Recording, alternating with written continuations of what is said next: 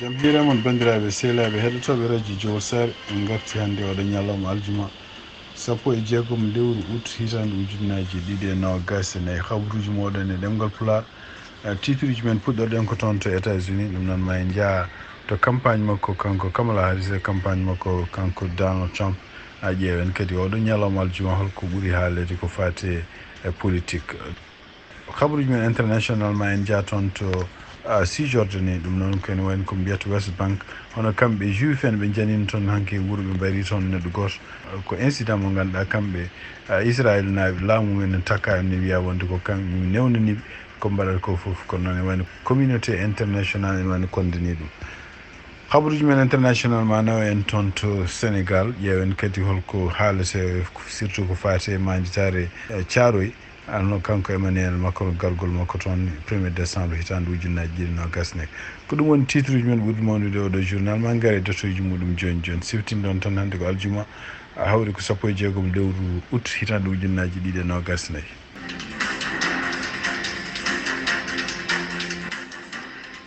bandiraɓe musidɓe e yiɗɓe en gardi e golle ɗe ha ɗo arde haalande on programme men Elhadji Baba Baydy Mal ko aset paaɗo ɗo o so weeli Allah ɗo noon hutorte ko sanga woni waktuji no ɓe mbiyata ni time is money ɗum noon Elhadji Baba Baydy Mal arata e scène o ko 22h30 ha 0h30 fodde waktuji ɗiɗi omo woni e dow dingaral enen e hewde kebule enen e wawde ñantade enen e hewde ko keblaten ko adi nde eɗen jetto nokku o ndenoɗen gila en arde potten e yaltoɓe enen jalta ɗum noon lutaɗo kala kañum tooñi te mo suwano hebde biye kala yo wat feere jokkodira eɗo ɓe mbinoɗen ɓe beele heɓa biye mum gila law ko noonne kayne Denver weeli Cincinnati welat Memphis ne kadi wela no hannirta ni ha hannde wonande yimɓe ɓe ganda adresse to fijirde nde waɗata ene wayno waɗata ko 1364 Spring Lawn Avenue Cincinnati ɗum noon ko Ohio 45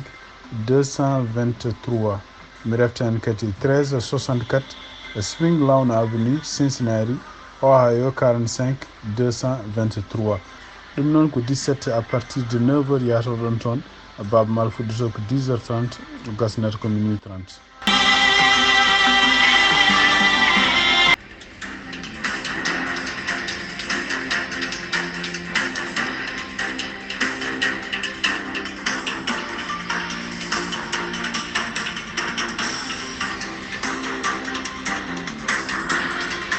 bandiraɓe sehlaɓe heɗotoɓe radio jowol sare jamhira mon no mbiɗen ni puɗɗorɗen ko habruji men ko toon to États-Unis e ɗum noon e wandi ko ñalawma hono kanko candidate démocrate Kamala Harris ɗum noon ko vice président mo États-Unis o wawi arde toon Caroline du Nord ɗum noon ko wuuro wiyetengo Raleigh kanko kadi emo yadata hawde biyete ɗo gouverneur Walz ɗum noon ko addude programme makko ko fate ngal ko jogui ko ɗum noon ko ɗum so tawi duuɓi nayyi ɗe o jogori laamade so tawi o suɓama kay yo won présidente ko ɗin programme uji o liggoto ene wayno programme uji haalata tan ko oɗo saji ko ɓuuri hewde ko gueɗe ko patuɗe en holno yimɓe koɗiri ngol so wadde galleji en walla luude en walla gueɗe bannon ɗum noon wayno kanko wi wonde ko so tawi o laamimo yiiɗi ko kene wona hakke million ngaji kewɗi galleji ma he ɗum noon kene wawa wallude kadi yimɓe fotɓe hebde logement ji walla fotɓe hebde koɗirɗe ɗo koɗi beele wawa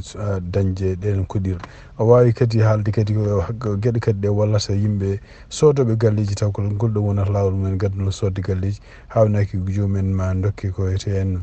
ma dokke jeenari ken wonde 25 ujunere ɗum noon koye impôt ji men ustete o haali hen kadi gueɗe ɗe ganduɗa patuɗe kadi enen wallude yimɓe sodoɓe galleji ko gueɗe gonguel ngel kadi ko haali hen ko fate o sa joni prix ji ko ñamete ñande fof walla ko sodete ñande fof ɗum noon ko guila e ko ɓuuri tengtude hen koko fate tebbuji donc ene wayno ko o wi wonde ko maɓe mbadda kuulal ngal tawne haaɓa yimɓe ɓe ganduɗa taw koye joom bitikaji walla nokkuji ɗi ganduɗa henna taw ko compagnie ji ɓeydoɓe prix ji tan si bawa bunde hoolade ɗumen wonde ko won gueɗe ne manki walla won ɗum ɗon yiiɗa ɓeyde prix ji no jiiɗiri ɗum noon ko mbiyata ko price gouging ɗum noon ene wayno ko ɗum ɗon kadi ko hunde nde ganduɗa hawnaki kamɓe yimɓe wotoɓe ko ɗum jiiɗi ɗum ko ɗum waɗi hono kanko Donald Trump e kadi won économiste uji kewɗi jalti mbi wonde ko oɗon plan hawnaki meeɗi waɗede temps kono ɗum marchani e kadi waɗanoma e temps coronavirus nde heewi doole ɗo e États-Unis nde won état ji mbaɗino ɗum kono ene wayno ɗum ɗon kadi ɓeydi ko prix ji kewɗi walla kañum hoore mum ko soodete ko natti wodde ko wawi wonde fof ene wayno ko kanko Kamala Harris mo waɗi hen o wima ɓe mbaɗa hen doole mabɓe ha ɗum ɗon ɓe mbawa habde e yimɓe ɓeydoɓe prix ji ɓe tan taw wona e dow gonga kadi maɓe mbad peeje fof bawɗe wonde beel prix ji ɗi ne gusse siftinde on tan ene wayno ko awɗo saama gonɗen o hene wayno ko ngaalu leydi ndi ɓeydima kadi jogade doole surtout kadi ko mbiyata inflation ɓetirgal muɗum ngal wonno ko kene wiya 3% ene wayno ussima joni ha kene wona 2,9%. ɗum noon ko hunde nde ganduɗa henne ko hawnaki ma rokkuma kanko Kamala Harris kadi gueɗe ɗe ganduɗa enen taw wawi walludemo pour wiide wonde ko mo défendre kanko président Joe Biden ko mbanno ko fati économie ko jiiɗa e ɗum hono kanko Donald Trump o yaltini kadi kanko ne omo continue hande wadde kanko ne attaque uji makko contre Kamala Harris ene woni ko ñalama o yaltini ni o wi wonde ko Kamala Harris programme mum mo jogori addude o wi wonde ko ene contrôle prix ji États-Unis ɗum noon ko leyɗele ko wayno communiste en ko wayno socialiste en mbaɗata ɗum kanko Donald Trump o haali hen ni o wi wonde ko Kamala Harris ene wayno ko communiste hono no Maduro ni Maduro woni gardiɗo leydi Venezuela donc ɗum ɗon ko haaluji kono ene wayno ɗum ɗon ko haaluji kadi kanko Donald Trump mo continue haala ha hande ene wayno ko caggal muɗum kadi yimɓe haraleɓe woɗɓe kadi ko parti de politique mbi ɗeɗo gueɗe fof kadi ko gueɗe ɗe ballatamo kanko Donald Trump haysinde ene wawi o jogo gonga pour wiide ɗiɗon prix ji so tawi oɗon programme kanko Kamala Harris o waɗi ɗum hawnaki ɗum ɗon ma dugnu won compagnie ji won natta wadde prix ji ɗi laamuji ɗiɗi saabu kañumen koye min jiiɗi ko dañde hen kono ene wayno ko yimɓe wotoɓe kañumen jiɗi tan ko gueɗe ɗe ganduɗa henna ko jaltinde poste uji mum so mbiyama tan wonde ko hawnaki programme oɗo président garowo kone ustan ɗumen prix ji ɗi codata guila e tew en ha e mburu en ha e gueɗe ɗe ñamata ñande foof ko on doganta ɗum noon ene wayno ko ha hande ene wayno ko kanko Donald Trump tugnade kadi e sehilama makko kalso o jaɓani ha hande heddade ko wiyete yo hedde message uji makko kanko Donald Trump kadi o jaabima hande journaliste uji kewɗi nde kalnimo mbi wonde ko hono Nikki Haley yaltini toon hanki to Fox News ene haalani wi wonde ko kanko Donald Trump so tawi mo continue omo wullito walla mo woyto mo wiya wonde ko yimɓe ɓe jogoto toujours aroɓe heɗademo ɓuuri hewde toujours yimɓe Kamala aroɓe notade ɗum walla mo haalani gueɗe ɗe ganduɗa ƴettade Kamala Harris walla haalde inde mum walla bonnude hutorade ko wiyete leñol mako o wi ɗum ɗon ko hunde nde o jogorani walludema ɗum noon kanko Donald Trump ko perdowo kaɗɗon haala noon e wayno kanko Donald Trump o perdant o weltaki e ɗiɗon haaluji nde journaliste o namdimo nde wimo wonde surtout kadi namdimo wimo est ce que mo jogori noddude ko hono Nikki Haley o yantina ɗum e yimɓe ɓe ganduɗa ene wonɓe campagne o ko joni kono ene wayno ko kanko Donald Trump o wi wonde ko Nikki Haley kañum hoore mum o fii ɗum par ce que o wadde muɗum toon to état muɗum kono noon kanko ɓuuri ɗum noon e wayno ko haalluji ɗi Nikki Haley haala ɗi o heddotako ɗum o wi kadi nde waddata e Nikki Haley campagne jeeyan wiyanoma wonde ko to hutoro won konnguɗi won haalde Nikki Haley kono o wi kanko o waɗata ko campagne makko kanko jeeyi o waɗata ko no welira eyyi ɗum waɗi donc wawi wonde foof o hutorinoma ɗum ɗon o hawi Nikki Haley o wi oɗo saha joni so Nikki Haley ni yiiɗi waɗandemo campagne waɗam ko haalata ko henna ɗum o heddotako ɗum ɗon hono kanko Donald Trump hanki kadi en alhamisa hanki kadi ene wayno ko haali kadi haala mbaka noon ɗum noon ko critique de yimɓe wonɓe arɓe ɗum noon ko o haalano ko debbo goto ne wiyete no Mariam Delson ɗum noon ko neɗɗo mo rokkuno e hitande ujunnaji ɗiɗi sappo e jeetati o rokki ɗum e médaille freedom ɗum noon ko gardiɗo leydi walla yimɓe congrès dokkata ɗiɗon médaille uji o wi donc oɗon médaille ɓuuri ni médaille goɗɗo biyeteɗo médaille d'honneur mo militaire uji dokkete kanko Donald Trump o wi ɗiɗon o médaille d'honneur rokkete ɗum ko militaire uji gañiɓe walla mayɓe ɗum noon e wayno ko Miriam oɗo rokka médaille freedom o on ɓuuri donc médaille uji militaire uji dokketeɗi ɗum ɗo fof noon e wayno ko militaire uji kadi walla surtout vétéran ji jiiri ɗum ɗo kadi ko hande kanko Donald Trump omo continue kadi hande omo toña militaire uji ɗum noon ko mayɓe hen e wuurɓe hen siftinde on tan e wayno ko oɗo saha joni hono kanko JD Vance kanko hoore makko ko vétéran andaka ka holla réaction mo waɗi e ɗum ɗo kono ɗum ɗo kadi ko hunde ɓeydindi kadi oɗo saha joni musde ɓerɗe surtout yenne vétéran ji pour wiide wonde ko médaille mo ganduɗa kanko président walla président rokkata ɗum civil en biyeteɗo médaille freedom ɓuuri wonde jogade fayida e médaille mo militaire uji jokkete taw kadi ko président rokkata ɗum biyeteɗo médaille d'honneur ɗum noon ko hunde nde ganduɗa henna ha nayi kadi ma waɗ kadi réaction bonɗo kadi wonande yimɓe wotanoɓe mo tawde ne waɗi hen vétéran ji walla ne waɗi hen yimɓe ɓe ganduɗa koreji men ko mayɓe en tant que militaire uji walla ko koreji men ko gañiɓe ha hande tawne dokka ɗiɗon médaille uji cakkitoɗen no États-Unis ko kanko Donald Trump kadi ene wayno ko tugnadi kadi e haralleɓe partuɗe politique mbi wonde ko haalata oɗo sa joni surtout no critiquirta hono kanko Kamala Harris ni wiide ɗum wonde ko wona neɗɗo compétente walla wona neɗɗo joguiɗo haqqille ɗum ɗo foof firti noon wonde ko kanko Donald Trump woni koye fewnitade hawnaki kadi so woteji ɗi mbaɗi hay sindo ene leeri o gañama walla koye noon ala foof ko wujja hen ene wani ko kanko hoore makko kadi mo daro kadi o wiya wonde ko woteji ɗi henna no gañira ni wona gonga ɗum noon ene wayno ko kanko e supporteur uji makko ɗum woni ko pewjata oɗo saha joni e hadde ni hay woteji ɗi henna so gasi won état ji won yimɓe wadde hen yimɓe mabɓe pour ɓeɗon callo résultat ji dañaɗi hen ɗi mbawe gonɗinede ɗum ko mbiyata certification donc wawi wonde fof ene wayno ko laamu ngu e kamɓe démocrate en e kay wonde républicain ji nen continue oɗo saha joni fewnitade peeje foof surtout henna wawde wadde peeje fof beele woteji ɗi ne jara no foti yarude taw kadi ala caɗele gonoje hen habruji men international guiɗoɗen ko toon to hono kamɓe Israël naɓe surtout yimɓe ɓe ganduɗa juif en hittanɓe Palestine naɓe ɓe janini toon jamma hanki toon to wuuro woto wongo toon to West Bank ɗum noon ko ɓeɗon wiyeteɓe settle en ko yimɓe aroɓe yiɗɓe heftude o sadio nokkuji kamɓe Palestine naɓe ɓe jani toon jamma hanki tugui jamma hanki ha fayi subake donc ɓe jani toon ɗo wuuro wiyetego juule gonɗo toon to Cisjordanie ɗum noon ko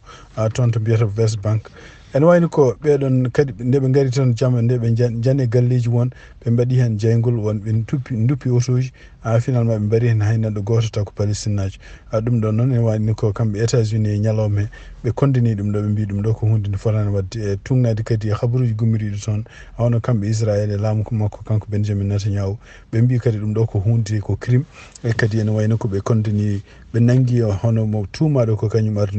ardino oɗon incident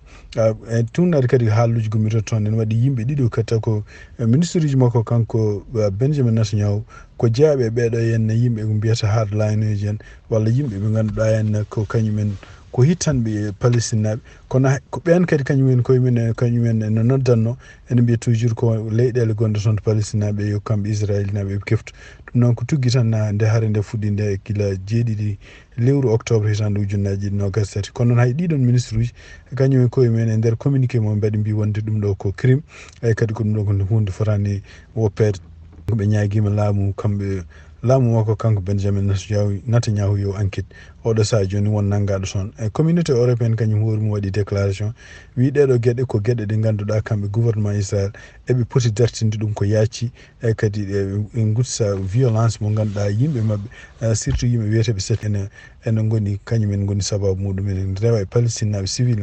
civil en ene hanki jamma no siforani eɓe jogui perlaji eɓe pella yimɓe eɓe nangga jeygol kadi ɓe mbaɗa e galleji walla ɓe duppa autoji janen ɗum ɗo fof ko hunde fonde dartinede ko yacci ɗum ɗo fof nayi koye temps mo ganduɗa kamɓe Égypte naɓe kamɓe Égypte naɓe kamɓe Israël naɓe kamɓe États-Unis e kamɓe Qatar eɓe jooɗi toon to Doha eɓe goni e ñalawma mabɓe ɗiɗo mo kalata ko fate hen jaam no jaam dañira toon to Gaza ene wayno ɗum ɗo foof tugnade kadi won haraleɓe ko fate politique mbi wonde ɓeɗo surtout yimɓe hittanɓe ko fate Palestine naɓeɓe ɗum ɗo foof ko plan pour beele ko fate kaldigal no jaam dañira toon to Gaza ene wasa wonde par ce que pour mabɓe kamɓe guerre o fotani dartade ko wawi wonde fof ene wayno ko ngal ɗon kaldigal ɓe nanodiri hande wonde maɓe potoy toon to Égypte kadi e kamɓe Égypte poto toon kadi États-Unis pour wawde joƴƴinde peeje nde ganduɗa henna no ngal ɗo nanodiral wawi joƴƴinirede habruji men international guiɗoɗen ko toon to hono kamɓe Israël naɓe surtout yimɓe ɓe ganduɗa juif en hittanɓe Palestine naɓe ɓe janini toon jamma hanki toon to wuuro woto wongo toon to West Bank ɗum noon ko ɓeɗon wiyeteɓe settle en ko yimɓe aroɓe yiɗɓe heftude o sadio nokkuji kamɓe Palestine naɓe ɓe jani toon jamma hanki tugui jamma hanki ha fayi subake kanko ɓe jani toon wuro wiyetego jil gonɗo toon to si jordani ɗum noon ko toon to mbiyata west bank ene wayno ko ɓeɗon kadi nde ɓe gari toon jamma nde ɓe jani e galleji won ɓe mbaɗi hen jeygol won ɓe duppi autoji finalement ɓe mbari hen hay neɗɗo goto taw ko palestinajo ɗum ɗon noon ene wayni ko kamɓe États-Unis e ñalawma he ɓe kondini ɗum ɗo ɓe mbi ɗum ɗo ko hunde nde fotani wadde e tugnade kadi e habaruji gummiriɗo toon hawno kamɓe Israël e laamu makko kanko Benjamin Netanyahu ɓe mbi kadi ɗum ɗo ko hunde ko crime e kadi ene wayno ko ɓe kondini ɓe nangi hono mo tuumaɗo ko kañum ardino oɗon incident e tugnade kadi haaluji gummitoɗo toon ene waɗi yimɓe ɗiɗo kadi ko ministre uji makko kanko Benjamin Netanyahu ko jeeyaɓe ɓeɗo henne yimɓe ko mbiyata hardline uji en walla yimɓe ɓe ganduɗa henne ko kañumen ko hittanɓe palestinaɓe kono ko ɓen kadi kañumen kañumen ene noddanno ene mbiya toujours ko leyɗele gonɗe toon to palestinaɓe yo kamɓe israélinaɓe ɓe keftu ɗum noon ko tugui tan nde haare nde fuɗɗi nde gila 7 lewru octobre hitande ujunnaje 2023 kono noon hay ɗiɗon ministre uji kañumen koye men e nder communiqué mo mbaɗi mbi wonde ɗum ɗo ko crime eyyi kadi ko ɗum ɗo ko hunde fotani woppede ɓe ñaguima laamu makko kanko Benjamin Netanyahu yo enquête oɗo saaha joni won nanggaɗo toon e communauté européenne kañum hoori mum waɗi déclaration wi ɗeɗo gueɗe ko gueɗe ɗe ganduɗa kamɓe gouvernement Israël eɓe poti dartinde ɗum ko yaaci e kadi e gutsa violence mo ganduɗa yimɓe mabɓe surtout yimɓe wiyeteɓe set ene goni kañumen goni sababu muɗum ene rewa e palestinaɓe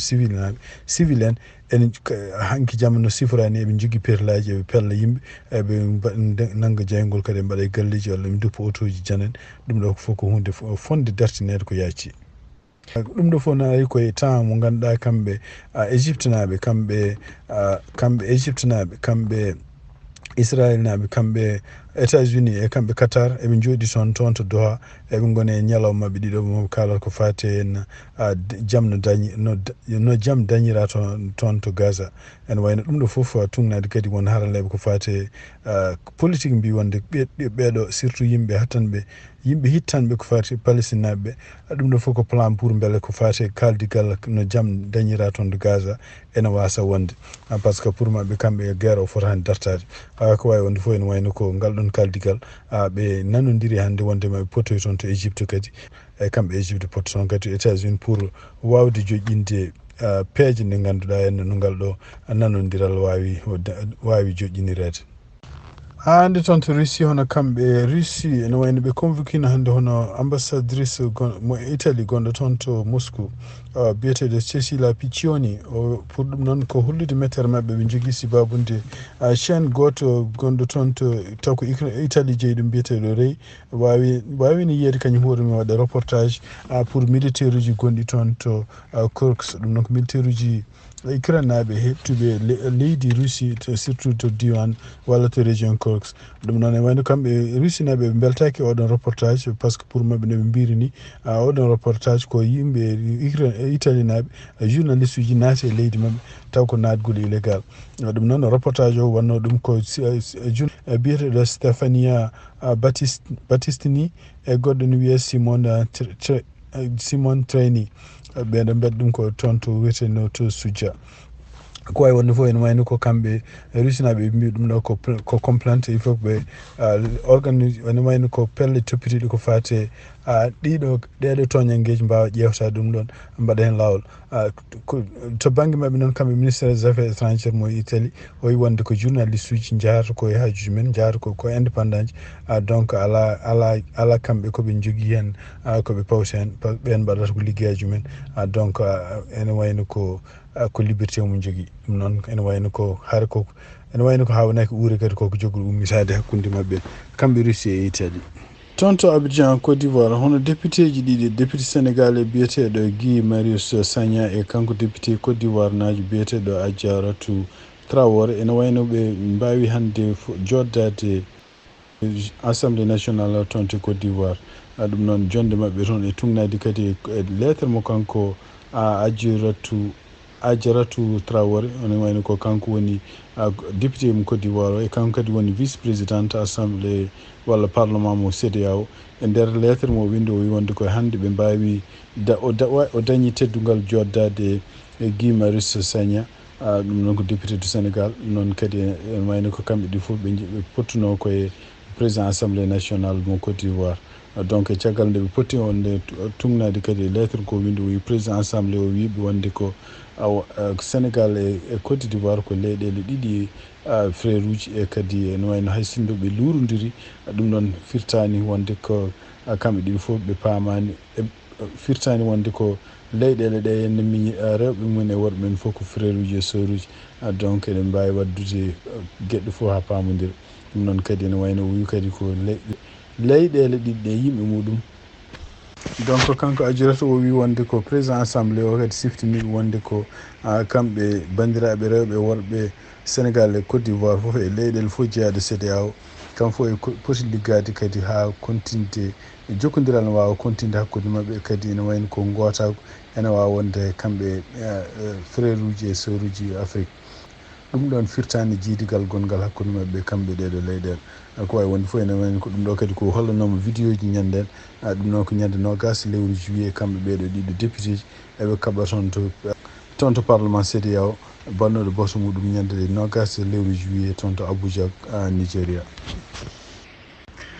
Toon to Sénégal hono kanko biyeteɗo Adama Faye ɗum noon ko banum gorko Mariame Faye nangunoɗo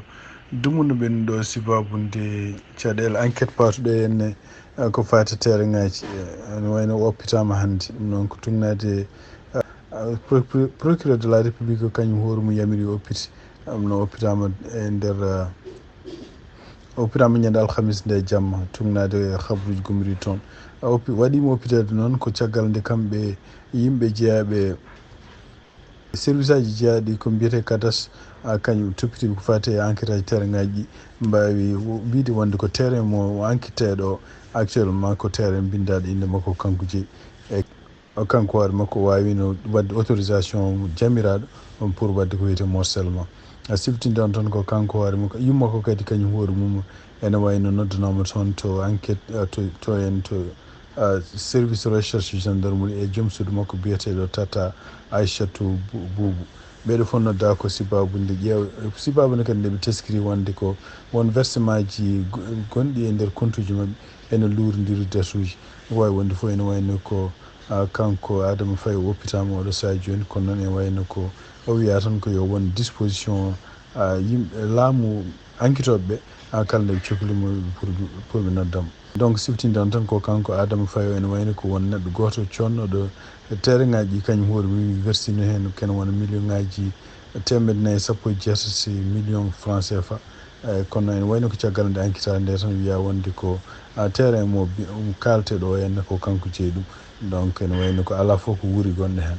enquête o noon gasani ene wayno ko hawnaki mo noddita kanko Adama Faye e banni ko debbo walla yummakko so tawi gendarmerie enquêtoɓe ko fati ɗum ɗo ɓe cohlimo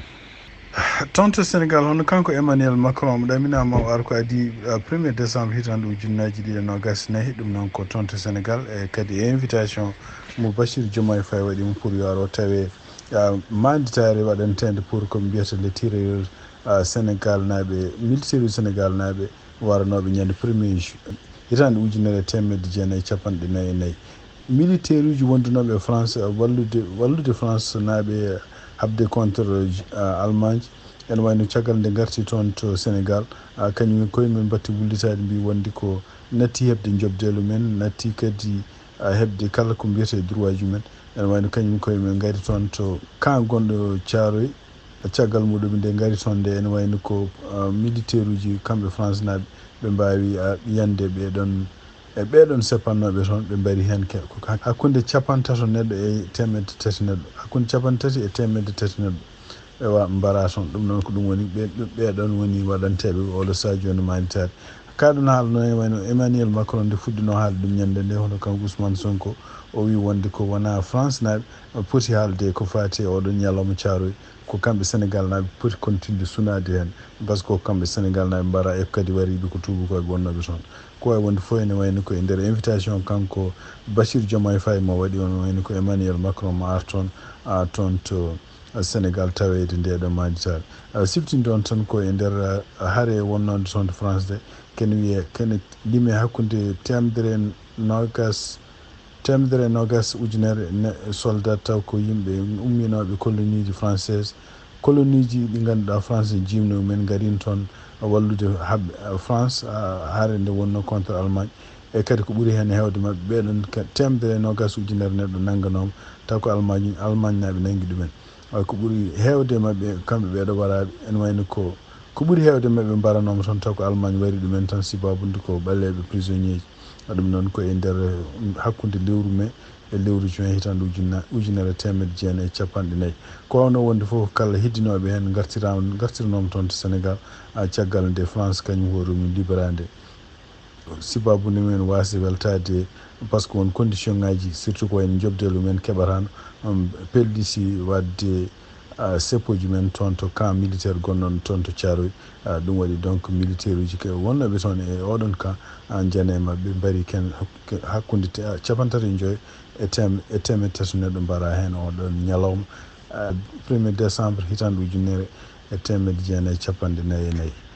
donc wawi wonde fof kanko Emmanuel Macron oɗo saha joni en wayno ko laamu Sénégal e laamu France jaaɓimo waro tawtorede no wondi aɗon majitade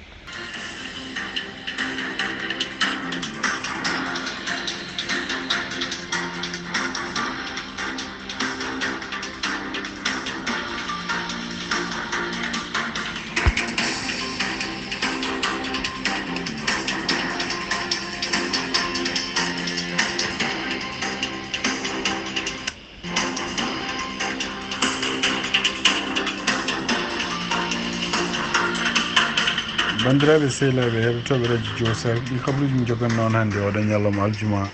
16 lewru août hitande 2024 yen mbaɗe jaam ha janggo kadi so Allah jaaɓi on jarama.